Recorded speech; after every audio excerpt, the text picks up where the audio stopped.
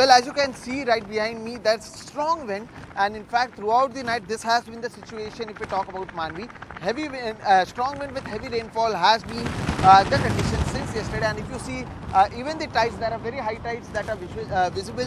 In fact, we will be trying to show these high tides on the camera as well to understand what is the situation on ground. Now currently we are present in Mandvi, and since this is a coastal area, all the people over here, their houses have been evacuated, people have been asked and moved from here to safer locations. So a lot of things are being done by the government as well with the help of the local administration and the NDRF. Now one thing to remember is that despite the IMD saying that the winds right now, what is predicted is to be around 130 to 140 kmph, which is less than 150 kmph, which was yesterday.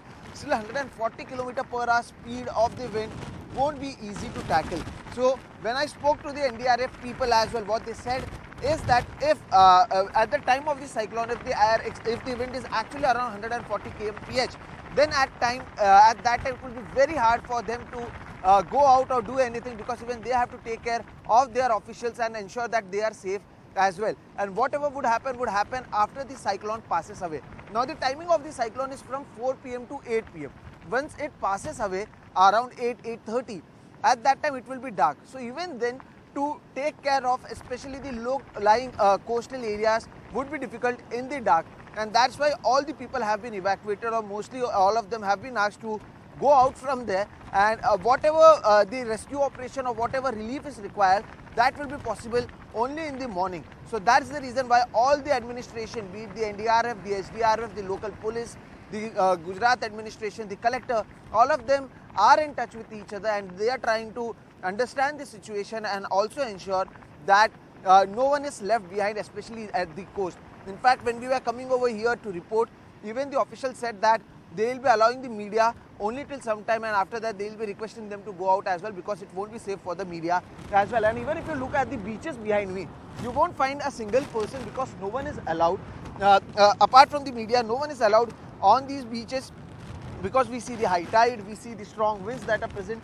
and it is being said that heavy rainfall is expected to begin in some time. And if you look at the atmosphere, it seems like it is going to be a very heavy rainfall in the coming hours. So yes, a lot of things are expected in the next few hours, but yes, the impact of the cyclone is clearly visible where we are currently present, where the winds are very strong. At the same time, we are seeing huge high tides inside the sea, and people have been evacuated. People who are staying at the coast from 0 to 5 kilometers have been shifted to safe spots, to schools and colleges over there.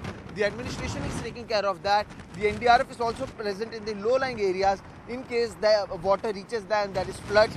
So a lot of planning and everything has been done by the administration, but the big question is that once the cyclone arrives, how would they control the damage after that? Because as I said, if it arrives at 4, what is being said, and it is from 4 to 8 p.m, at 8 p.m. it will be dark. So it will be a different challenge in front of this administration as well, to help and relieve people after 8 p.m. or even during the cyclone, when the speed is around 140 kmph. So that's why a lot of things have been done in the last 2 days. That's the reason you won't be able to see anyone behind me on this beach, in the coast line of, not only where I am present in Mandvi, but throughout the coastline of Kachch, because these are the places where the coast is near, where people stay. In fact, those are fishermen who stay near these beaches, and even they don't have strong pakka houses. A lot of them whom I met in the school, even they are a bit tensed, because there are some valuables that they have kept in their house. They can't carry everything with them to the safe shelter. So even they are a bit tense that what would happen if the wind is actually around 140 kmph. So yes, a lot of things is expected once the cyclone actually reaches, but the main aim of the administration is that there should be least damage that can be done over here, and the first priority is the safety of the citizens, and that's why most of them have been evacuated and shifted to safe places nearby.